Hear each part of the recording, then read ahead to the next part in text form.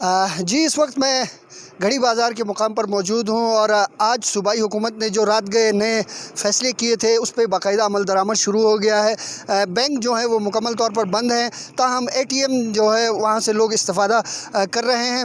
आपको ये बता दूँ कि जितने भी पेट्रोल पंप्स थे वो भी बंद कर दिए गए हैं। शहर के अंदर जो है मुज़ाफ़ात से गाड़ियों का दाखिला भी इस वक्त बंद है।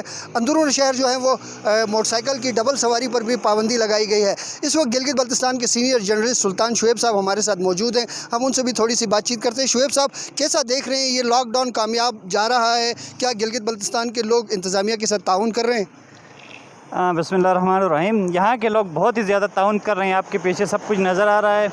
लोग जो है ना हुकूमत भी इस मामले में खुश है और इस मामले में इंशाल्लाह अगर यही ताउन लोगों का रहा तो बहुत जल्द ही इंशाल्लाह इस मौजी मरज़ पे जो है ना वो काबू करने में लोग आवाम के ताउन से हुकूमत कामयाब हो जाएगी।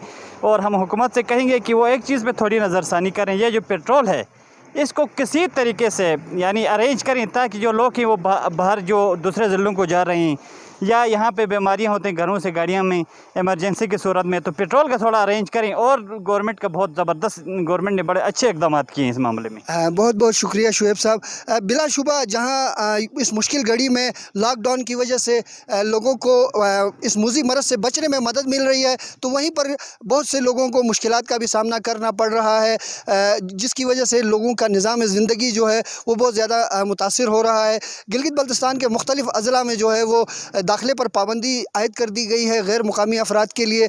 इंटरसिटी जो है वो ट्रांसपोर्ट इस वक्त ना होने के बराबर है और जो मुज़ाफ़ात के इलाकों से जो लोग शहर की तरफ आ रहे हैं ज़रूरत का सामान ख़रीदने के लिए, उन्हें भी गाड़ी समेत शहर में दाखिल होने की इजाज़त नहीं दी जा रही है। जगह जगह Gilgit Baltistan scouts, rangers, FC और पुलिस के दस्ते जो हैं वो तैनात किए गए हैं। जैसा कि आप देख रहे हैं कि आज लॉकडाउन का 3rd डे है और इसमें 2 चीज़ें मैं क्लियर करना चाहूँगा कि हमारा हरगिज़ मकसद ये नहीं है एडमिनिस्ट्रेशन पुलिस का कि लोगों को बिला वजह तंग किया जाए।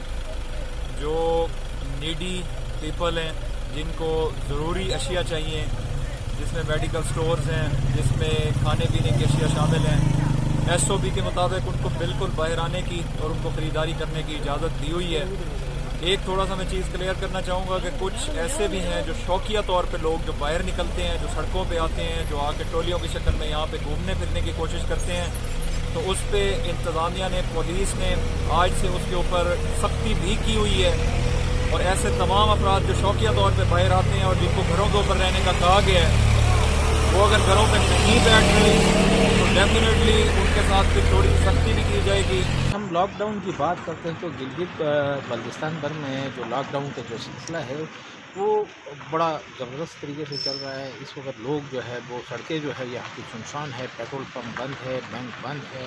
गिनती की कुछ दुकानें जो सब्ज़ी या मुतल्लिका किराने की जो दुकानें होती है वो खुली पड़ी है। लोगों का सड़कों पे आमदरफ्त बिल्कुल कम है।